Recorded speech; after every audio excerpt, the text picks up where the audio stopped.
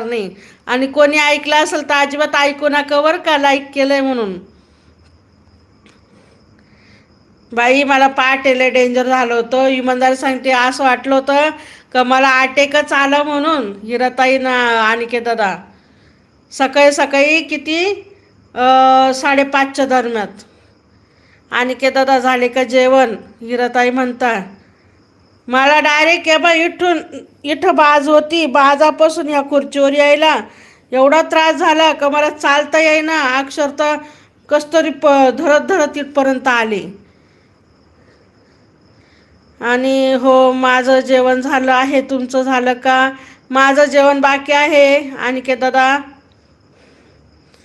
एक एक क्षणाला असं वाटलं का मला अटॅकच आला. आता काही खरं नाही, आता मी जाते लवकर.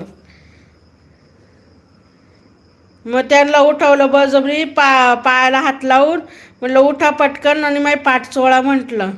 आणि मला श्वासच निघत नव्हता. असं नका बोलू. नाही खरंच नाही रताई, मला श्वासच निघत नव्हता. म्हणजे एवढा त्रास होत होता. वाटाण्याची भाजी